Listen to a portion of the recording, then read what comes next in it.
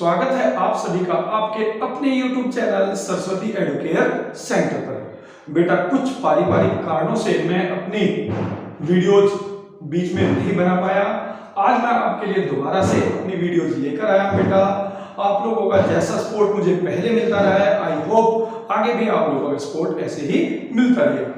तो आज की क्लास में बेटा हम लोग स्टार्ट करेंगे अपना अकाउंटेंसी 12th का चैप्टर नंबर 1, नाम है नॉट फॉर प्रॉफिट ऑर्गेनाइजेशंस। ठीक है बेटा, तो सबसे पहले बात करते हैं नॉट फॉर प्रॉफिट ऑर्गेनाइजेशन होती क्या है।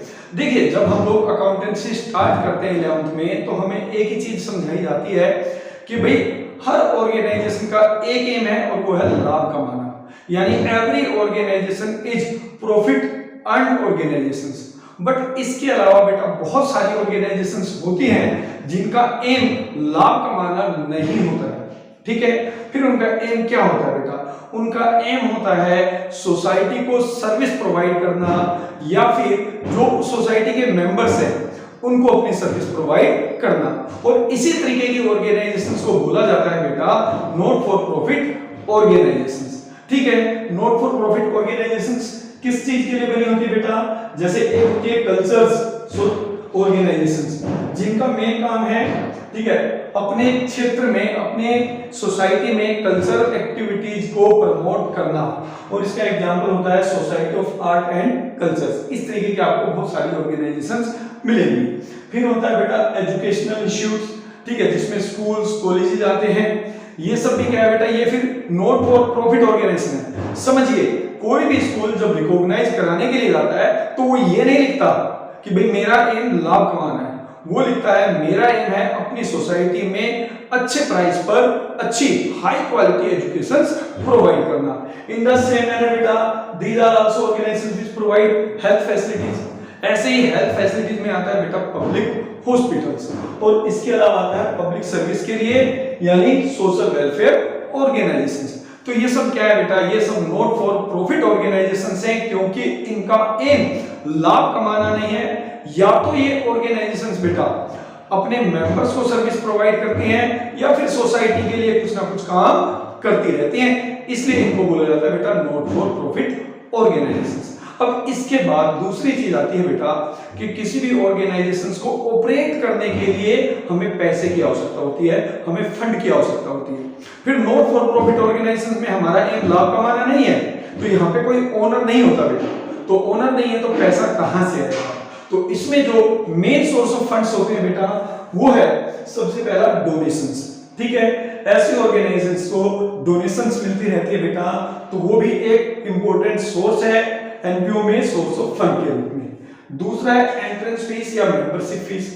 जब आप कोई भी जिम ज्वाइन करते हैं, ठीक है, कोई भी स्कूल जाते हैं, ठीक है, ज्वाइन करने के लिए, तो वहां पर भी आपसे एनुअल चार्ज लिया जाता है। ठीक है, जिम में आपसे एंट्रेंस फीस ली जाती है, वो भी इनका सोर्स ऑफ फंड है। इसके अलावा आता है बेटा subscription. This is the main source of funds for the not for profit organisations. जैसे बेटा हमारी प्रॉफिट ऑर्गेनाइजेशंस में मेन सोर्स ऑफ रेवेन्यू होता है सेल्स, वैसे ही नॉट फॉर प्रॉफिट ऑर्गेनाइजेशंस में होता है बेटा सब्सक्रिप्शन। सब्सक्रिप्शन क्या है? It is the amount paid by all those members who are the member of this society. ठीक है, या तो एनुअली या पर मंथ, कैसे भी वो लोग ये अमाउंट पे करते हैं, और इन्हीं अमाउंट के भरोसे यानी सब्सक्रिप्शन के भरोसे ही नॉट फॉर प्रॉफिट ऑर्गेनाइजेशंस काम करती है।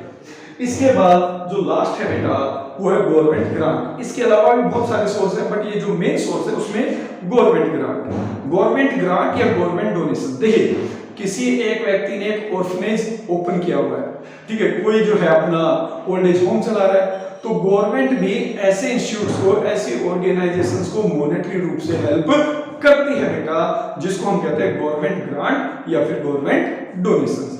ठीक है बेटा, तो ये थे main source of funds for the not for profit organisations. अब इसके बाद पढ़ेंगे बेटा features of not for profit organisations.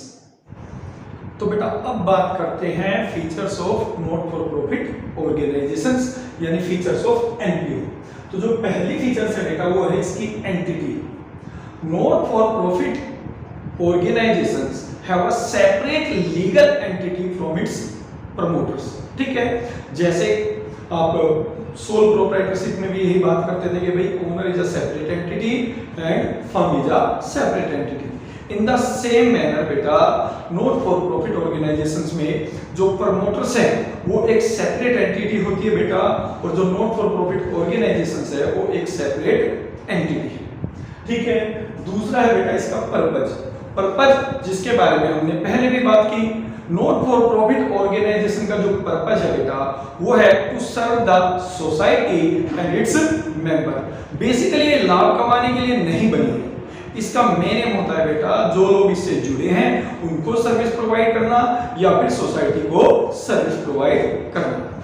ठीक है, तीसरा जो है बेटा इसका फीचर वो है ओनरशिप। ओनरशिप में it is set up by the individuals, कोई भी इंडिविजुअल इसको सेटअप कर सकता है बेटा नॉट फॉर प्रॉफिट ऑर्गेनाइजेशंस को, या फिर कंपनीज। ठीक है, और सेटअप कैसे किया जाता है बेटा, एज अ चैरिटेबल सोसाइटी और इन वे ऑफ ट्रस्ट। ठीक है, वो लोग एक ट्रस्ट बना लेते हैं, चैरिटेबल सोसाइटी बना लेते हैं और not for profit organisation set up कर देते हैं। इसके बाद है बेटा for profit is not the objective. देखिए भले ही नॉट फॉर प्रॉफिट ऑर्गेनाइजेशंस लाभ कमाने के लिए नहीं बनी, बट फिर भी उसको चलाने के लिए आपको during a period of time बहुत सारा पैसा चाहिए और उस बहुत सारे पैसे को वो खर्च भी करती है।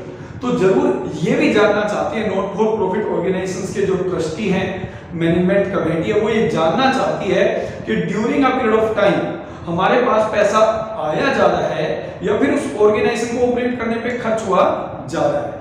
तो अगर आपके पास पैसा आया ज्यादा है तो यहाँ पे बेटा इसको हम कहते हैं सरप्लस, और अगर हमारा खर्चा ज्यादा हुआ है ऑर्गेनाइजेशन को ऑपरेट करने में तो उसको कहते हैं बेटा डेफिसिट। भले ही यहाँ पर नाम अलग है बट तरीका वही है। ठीक है, नेट प्रॉफिट और नेट लॉस, सरप्लस और डेफिसिट आप कह सकते हो these are one and the same thing. फिर आता है बेटा management. It is managed by group of individuals. ठीक है, एक ग्रुप होता है बेटा इंडिविजुअल्स का जो इसको मैनेज करता है, और उनको हम क्या नाम देते हैं बेटा, ट्रस्टी या फिर मैनेजिंग कमेटी, जैसा कि मैंने अभी पहले भी बताया। इसके बाद बेटा फंड्स, कि भाई पैसा कहां से आएगा। बिना पैसे के तो बेटा नॉट फॉर प्रॉफिट ऑर्गेनाइजेशन भी ऑपरेट नहीं कर सकती।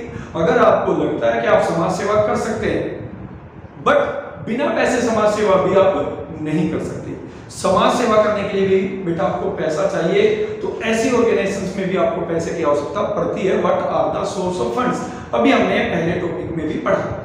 सबसे पहला बेटा आपका डोनेशंस, दूसरा एंट्रेंस फीस या मेंबरशिप फीस, फिर सब्सक्रिप्शन, गवर्नमेंट ग्रांट या government donations. These are the main source of funds. इसके अलावा और तरीके से भी पैसा आ सकता है। फिर आता है बेटा फाइनेंशियल स्टेटमेंट। अब बात आती है भैया जब ये प्रॉफिट ऑर्गेनाइजेशन नहीं है तो फाइनेंशियल स्टेटमेंट बनाने की आवश्यकता क्या है। देखिए भले ही ये प्रॉफिट ऑर्गेनाइजेशन नहीं है बट फिर भी ये जानना चाहते हैं during a period of time हमारे पास कितना पैसा आया और कितना पैसा गया, तो उसके लिए बनाते हैं बेटा रिसीट एंड पेमेंट अकाउंट। उसके लिए बनाते हैं रिसीट एंड पेमेंट अकाउंट।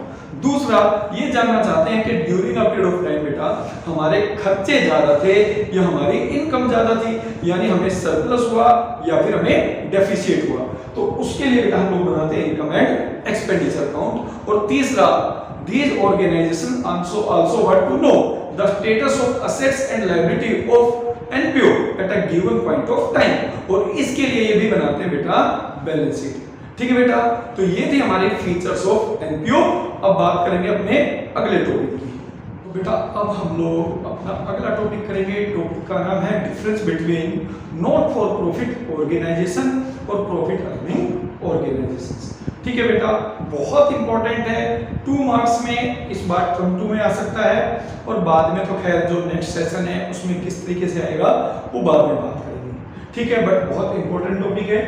तो पहला है बेसिस है, पहला purpose for which it is set up. जो नॉट फॉर प्रॉफिट ऑर्गेनाइजेशन से बेटा जैसा कि हमने पढ़ा, it is set up to provide services to the public.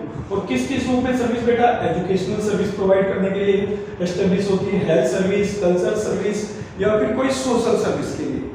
But जो प्रॉफिट अर्निंग ऑर्गेनाइजेशन से बेटा उसका जो मेन पर्पस है सेटअप करने का वो है केवल टू अर्निंग प्रॉफिट, वो केवल लाभ कमाने के लिए सेटअप की जाती है बेटा, इसके अलावा इसका और कोई एम नहीं है। दूसरा है बेटा source of fund. Source of fund में जो आपका नॉट फॉर प्रॉफिट ऑर्गेनाइजेशन है उसके जो सोर्स ऑफ फंड है, सब्सक्रिप्शन है, डोनेशंस हैं, गवर्नमेंट ग्रांट्स हैं, मेंबरशिप फी है, एंट्रेंस फीस है, मेन तो बेटा यही है। इसके अलावा और तरीके से भी पैसा आ सकता है। बट जहां तक बात करते हैं प्रॉफिट अर्निंग ऑर्गेनाइजेशंस की, तो उसमें चाहे आपका सोल प्रोप्राइटरशिप हो बेटा, चाहे पार्टनरशिप हो, चाहे फिर ज्वाइंट स्टॉक कंपनी हो, उसमें जो सोर्स ऑफ फंड है बेटा वो दो ही होते हैं। एक होता है ओनर फंड, ठीक है, ओनर फंड, जैसे कि आप सोल प्रोप्राइटरशिप और पार्टनरशिप में बात करोगे तो कैपिटल, ठीक है, सोल प्रोप्राइटर में तो इंडिविजुअल कैपिटल और पार्टनरशिप में पार्टनर्स कैपिटल। बट जबकि आप बात करते हैं ज्वाइंट स्टॉक कंपनी की, तो ज्वाइंट स्टॉक कंपनी में जो सोर्स ऑफ फंड है बेटा, ठीक है, कैपिटल के लिए हम बोलते हैं शेयर कैपिटल, ठीक है। दूसरा जो सोर्स ऑफ फंड है बेटा वो है बोरोड फंड। बोरोड का मतलब उधार लेना, ठीक है, बोरोड फ्रॉम बैंक, ठीक है, बोरोड फ्रॉम रिलेटिव्स। इसके अलावा कंपनी में बेटा पब्लिक डिपॉजिट और डिबेंचर्स, ये सब भी उनके सोर्स ऑफ फंड है। अब बात करते हैं बेटा नेक्स्ट पॉइंट की। नेक्स्ट पॉइंट है financial statement. Not for profit organisations में तीन फाइनेंशियल स्टेटमेंट, तीन फाइनल अकाउंट्स बनाते हैं बेटा। नाम है रिसीट एंड पेमेंट अकाउंट, दूसरा है इनकम एंड एक्सपेंडिचर अकाउंट और तीसरा है balance sheet. In the same manner जो प्रॉफिट अर्निंग ऑर्गेनाइजेशन है बेटा, उसमें हम लोग बनाते हैं trading and profit and loss account और बैलेंस शीट, ठीक है। इसके बाद आता है सरप्लस या प्रॉफिट। देखिए जब हम बात करते हैं बेटा नॉट फॉर प्रॉफिट ऑर्गेनाइजेशन, इसका एम लाभ कमाना तो है नहीं, बट फिर भी ये ऑर्गेनाइजेशन जानना चाहती है कि हमारे एक साल में खर्चे ज्यादा है, एक साल में हमारी इनकम ज्यादा है, तो इसलिए इसका जो रिजल्ट है उसको बेटा हम नेट प्रॉफिट या नेट लॉस से डिनोट नहीं करते, उसके लिए वर्ड यूज होता है बेटा सरप्लस या डेफिसिट। तो आपको ध्यान रखना है बेटा नॉट फॉर प्रॉफिट ऑर्गेनाइजेशन में इनकम एक्सपेंडिचर का जो रिजल्ट आता है बेटा वो होता है सरप्लस या फिर डेफिसिट। जबकि जो प्रॉफिट ऑर्गेनाइजेशंस है वो बनी ही प्रॉफिट कमाने के लिए है, तो उसमें जो मेन रिजल्ट निकल के आएगा बेटा वो होगा नेट प्रॉफिट या फिर नेट लॉस, ठीक है। इसके बाद जो लास्ट है पॉइंट बेटा वो है डिस्ट्रीब्यूशन ऑफ सरप्लस या प्रॉफिट। क्या सरप्लस या profit not for profit organisations या प्रॉफिट ऑर्गेनाइजेशन में अपने मेंबर्स में डिवाइड होता है, ठीक है। तो इसका आंसर है बेटा कि in case of not for profit organisation जो सरप्लस है वो मेंबर्स में नहीं बढ़ता है, उसको ऑर्गेनाइजेशन अपने पास रखती है और आगे वो फ्यूचर में सोर्स ऑफ फंड के रूप में उसको यूज कर लेती है। जबकि बात करते हैं प्रॉफिट ऑर्गेनाइजेशंस की, तो बेटा जो प्रॉफिट ऑर्गेनाइजेशंस है उसमें जो भी नेट प्रॉफिट आता है it will be distributes among there members, ठीक है। पार्टनर्स में भी बटेगा, शेयर होल्डर में भी बटेगा, इंडिविजुअल अपना सारा प्रॉफिट अपने पास रख लेता है। तो these are the difference between profit organisation and not for profit organisations, ठीक है बेटा। तो इसके बाद जो हम नेक्स्ट क्लास करेंगे उसमें हम करेंगे अपना नेक्स्ट टॉपिक बेटा जिसका नाम है रिसीट एंड पेमेंट अकाउंट। आप लोग जैसे मुझे अब तक सपोर्ट करते रहे बेटा ऐसे ही सपोर्ट करते रहिए। मैं बहुत कोशिश करूंगा कि आप लोगों के लिए कंटिन्यू अपनी क्लासेस डालता रहूं। मिलते हैं बेटा अपनी नेक्स्ट क्लास में, तब तक के लिए टेक केयर, बाय बाय।